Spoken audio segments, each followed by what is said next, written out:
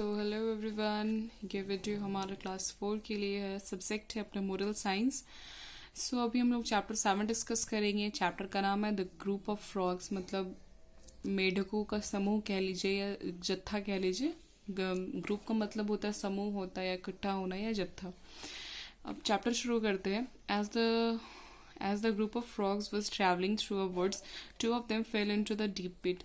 Means एक frog का समूह है जो जंगलों से होकर गुजर रहा था। तभी उनमें से दो जो मेढक होते हैं वो बहुत ही घने गड्ढे में गिर जाते हैं।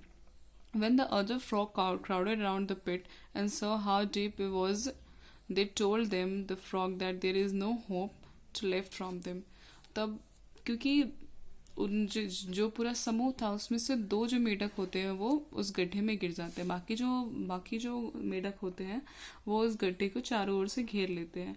और जब वो लोग देखते हैं कि ये जो गड्ढा इतना ज़्यादा गहरा है, तब वो लोग बोलते हैं कि मीन्स तुम दोनों को कोई आशा लगाने की ज़रूरत नहीं है। तुम लोग कभी इस गड्ढे से बाहर नहीं निकल पाओगे। तुम लोग को यहीं रहना है और यहीं मर जाना है इस गड्ढे में। However, the two frogs decided to ignore what the other were saying and they proceed to try and jump out of the pit. ये मीन्स इतना कुछ होने के बाद भी वो दोनों जो मेढक थे उन्होंने निर्णय किया कि नहीं, हम लोग इससे बाहर निकलेंगे। बाकी आगे जो लोग कह रहे हैं हमें उससे कोई मतलब नहीं है। हम लोग अपना पूरा 100% देंगे इस गड्ढे से बाहर निकलने के लिए। Despite their efforts, the group of frogs at the top of the pit were still saying that they should just give up.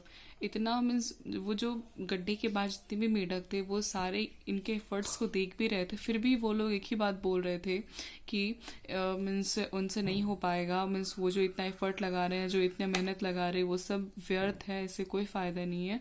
वो लोग कभी इससे बाहर नहीं निकल के आ पाएंगे। That they would never make it out. ये कभी इससे पूरा नहीं कर पाएंगे। Eventually, one of the frog took heed to what the other saying and gave up and falling down to his death. और मीन्स और सारे मेढकों की बात सुन के उनमें से जो दो फ्रॉग था उसमें से एक फ्रॉग ये सब सुन के वो काफ़ी डीमोटिवेट हो गया और बस वो उसने सोच लिया कि मैं अब जिंदा नहीं रहूँगा। और ऐसे सोचते सोचते वो मीन्स काफ़ी ऊंचाई से उस गड्ढे में नीचे गिर गया और उसकी डेथ हो गई। The other frog continue to jump hard and hard he could. और जो दूसरा फ्रॉग था वो मीन्स अपनी पूरी जियो जान लगा के वो बस चाह रहा था कि वो इस गड्ढे से बाहर निकल जाए। Again the crowd of frog yelled him to stop the pain and just die. फिर जो जितने सारे वहाँ पे भीड़ इकट्ठी थी वो फिर दूसरे फ्रॉग को बस यही बोल रही थी कि इतनी कोशिश करने से कोई फ़ायदा नहीं है।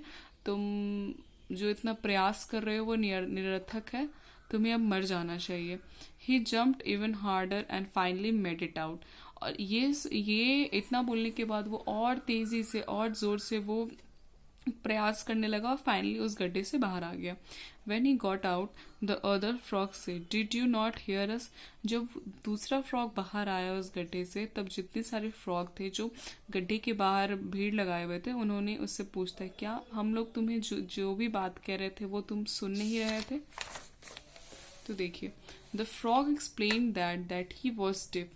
तब वो फ्रॉग कहता है कि मैं कुछ नहीं सुन पा रहा हूँ, मैं बहरा हूँ।